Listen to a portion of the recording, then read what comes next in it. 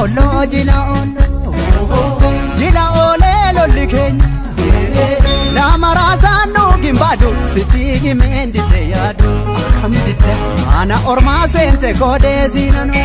jila olo jila ole lolli keenya nama raasanu gimbadu sitigi mendite yadu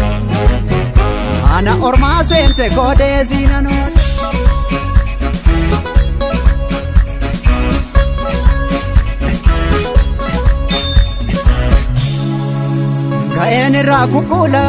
Kayen rakukula karaja be ademisu hirriba na bajede tabjun konan dorsisu bakka garabu eonu basini nambisu Ufti milan indemu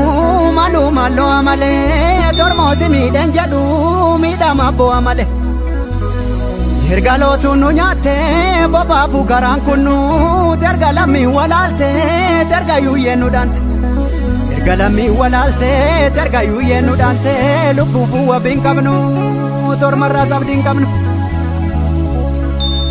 nama gocha sahale blami luke kakata nama firahin kamne fo tegayenyutiyata Obasa ala bule taka gudel chajira tenyu sati mariata zilara koti jira kunora koti jira la fajira kotana jande satuna game la badire kotana no wadige sinagame barda mal tu jirare terga gora warere dira mal tu jirare o lamme mal tu jirare terga go bagerare terga yada yelan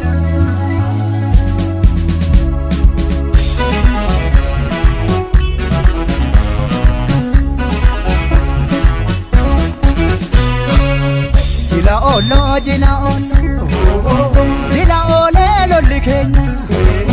nama raasanu gimbadu sitigi mendite yadu amdida ana orma sente kode zinano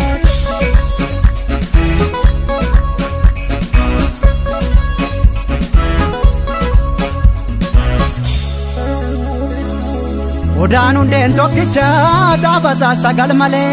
toromon bar tokkuma tilman salama male sagal tamnis lamida sagalis komoketi rakatus kininadu nagame jettengani ni mana lamiketi senatu wabiketi Ani ajeran kabne gabaro bedimisa namni senan salpane tada dalte bojisa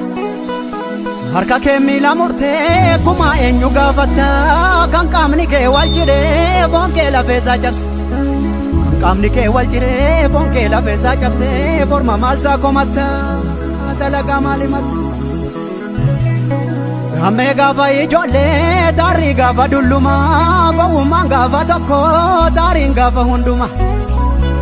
Kandarbe warabani bishaya abululle dalonni wala subu lammi wala jimisu kayon karabululle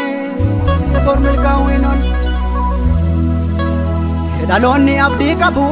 gara sulula goda barabarri jallate tarma garballe hoda Rafu imana da na desi bibtu tati toto lukunini yino to zimbiri wajin Urono tondi mati inke rono tonda maki mbari uwaitati Ibirjanu sifatati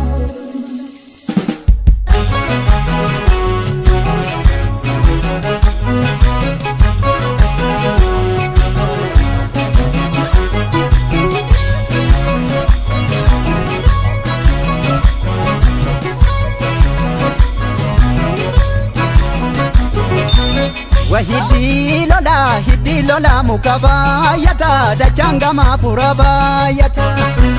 kamata mpura hami virasuma abdata barala gansitida data Jajabatiya ya onnatu komata mpura ya keranzo komata mpura Jajaba nama enansi yadu natu pura enansi yade natu enansi yadu natu pura enansi yade natu Enansi yaade natu pura, enansi yaade natu pura, enansi yaade natu, enansi yaadu natu.